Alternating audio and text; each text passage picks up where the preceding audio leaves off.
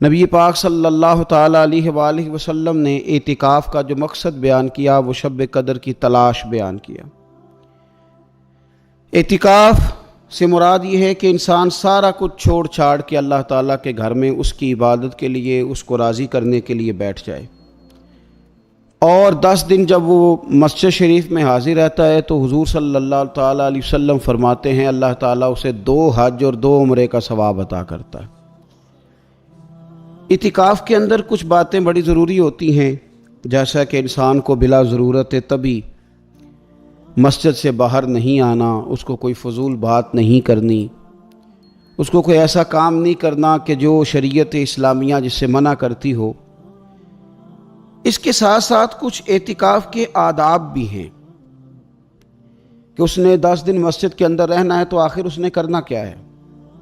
ہمارے ہاں لوگ مسائل پوچھ لیتے ہیں اور مسائل پوچھنے کے بعد پھر ان کی گنجائش سے بہت زیادہ فائدہ اٹھاتے ہیں۔ اس میں کوئی شک نہیں ہے کہ باہر سے آنے جانے والے آدمی کے ساتھ آپ گفتگو کر سکتے ہیں، ضرورت کے تحت آپ ٹیلی فون پر بھی بات کر سکتے ہیں، لیکن اس کو اگر آپ نے یہی کام کرنا تھا اور بہت زیادہ وقت اسی پر ضائع کرنا تھا تو پھر تو آپ پہلے سے باہر موجود تھے۔ اعتکاف میں آنے کا مقصود تو اللہ کی عبادت ہے۔ اعتکاف میں جب آپ آ گئے تو اس کا مقصد ہے کہ آپ کچھ دنوں کے لیے لوگوں سے کٹ کے اللہ کی بارگاہ میں حاضر ہو گئے، آپ نے اپنے رب کو راضی کرنے کا ارادہ کر لیا۔ تو اعتکاف میں ایک تو شوق سے آئیں۔ ہمارے علماء نے لکھا ہے کہ زندگی میں ایک بار تو اعتکاف کاری لینا چاہیے، اس پر توجہ ہو ہی جانی چاہیے۔ وقت ملنا تو زندگی میں پراپر طریقے سے تو بڑا مشکل ہوتا ہے، لیکن وقت نکال کے اعتکاف میں ایک دفعہ تو زندگی میں آ ہی جانا چاہیے، اور کسی کو ہر سال موقع مل جائے تو پھر تو کیا ہی بات۔ تو اعتکاف کے اندر جو کام ہم نے کرنے ان میں سب سے زیادہ اور سب سے پیارا کام یہ ہے کہ کثرت کے ساتھ قرآن پاک کی تلاوت کریں۔ نبی پاک صلی اللہ تعالیٰ علیہ وآلہ وسلم رمضان المبارک میں قرآن پاک کا دور فرماتے تھے حضرت جبریل امین علیہ السلام کے ساتھ، اور جس سال حضور کا وصال ظاہری ہوا اس سال حضور فرماتے ہیں 2 مرتبہ قرآن پاک کا دور کیا۔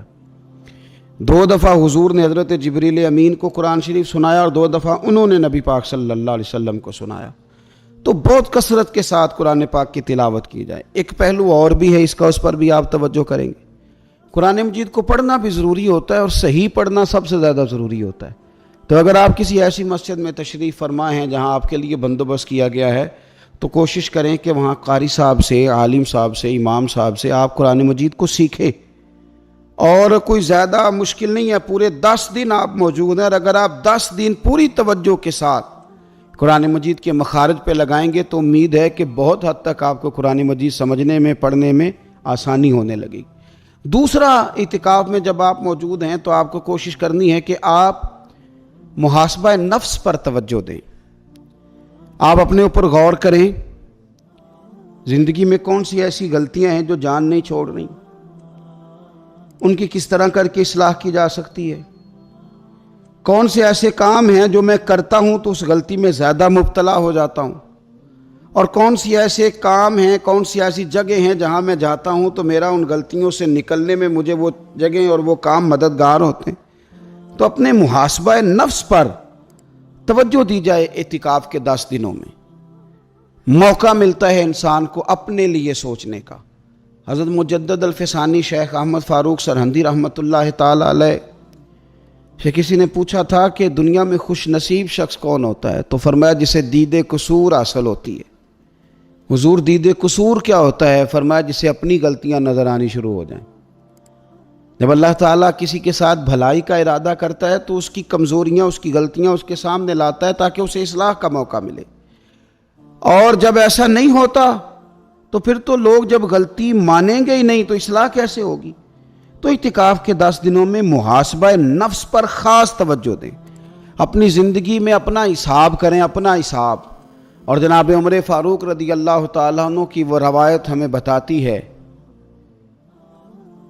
کہ حساب کر لو اس سے پہلے کہ تمہارا حساب کیا جائے۔ تیسری بات، ایک تو قرآن پاک پڑھیں گے، ایک محاسبہ نفس کریں گے، تیسری بات مراقبہ کریں۔ کچھ دیر کے لیے بیٹھیں، یہ غور کریں کہ رب تعالیٰ نے ہمیں نعمتیں کتنی عطا فرمائی ہیں۔ پھر یہ غور کریں کہ ان نعمتوں کے بارے میں، ان نعمتوں کے ساتھ ہماری عبادت کتنی ہے، ہمارا شکر کتنا ہے۔ زندگی اپنی کا حساب لگائیں، غور کریں کہ کتنا کچھ ہے جو ہمیں محنت سے ملا ہے اور کتنا ہے جو بغیر محنت کے ملا ہے، اور کون سی ایسی نعمتیں ہیں جن کا ہم نے شکریہ ادا کیا اور کون سی ایسی ہیں جن پر ہم نے کبھی توجہ ہی نہیں کی کہ یار یہ تو بہت بڑی نعمت ہے جو اللہ نے ہمیں عطا کی ہوئی۔ اپنی گردن کو جھکا کے تھوڑا غور و فکر کریں۔ تفکر کا درس دیا ہے قرآن پاک نے، بار بار کہا ہے تفکر کرو، غور کرو، تدبر کرو، تو یہ ہمیں موقع میسر آتا ہے۔ چوتھی بات، اعتکاف کے دنوں میں اپنے رب کریم کے ساتھ اپنی توجہ کو لگائیں۔ قرآن حکیم نے جو کہا نا کہ رب کی عبادت اس طرح کرو کہ تمہیں نا یقین حاصل ہو جائے، کھل کر اس کی بارگاہ میں سجدے کریں، دعائیں مانگیں۔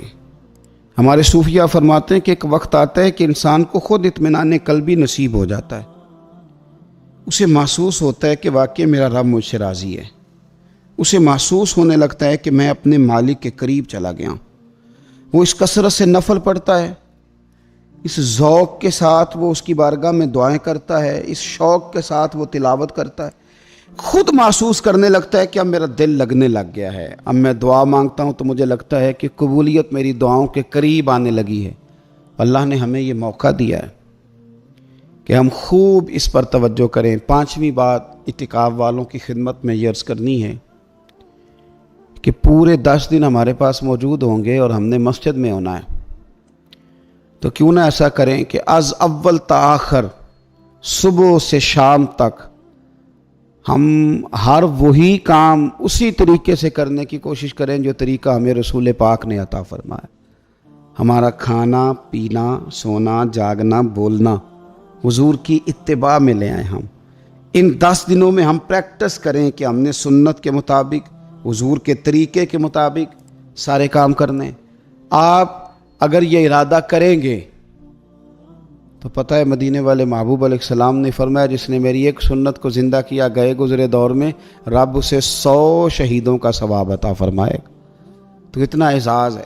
تو ان 10 دنوں میں ہونا بھی مسجد میں ہے، ہونا بھی باوضو ہے، تو کیوں نہ سارے کام سیکھا جائے، پڑھا جائے اس سے پہلے کہ کھانا کس طرح کھانا سنت ہے، اور کس طرح بیٹھ کے کھانا سنت ہے، اور پھر کس طرح کر کے گفتگو کرنا حضور علیہ السلام کا مقدس طریقہ تھا، وہ کس طرح سے پھول جھڑتے تھے جن سے لوگ فیض حاصل کرتے تھے۔ تو اعتکاف میں اپنی مصروفیات کو ان 5 کاموں میں لگائیں۔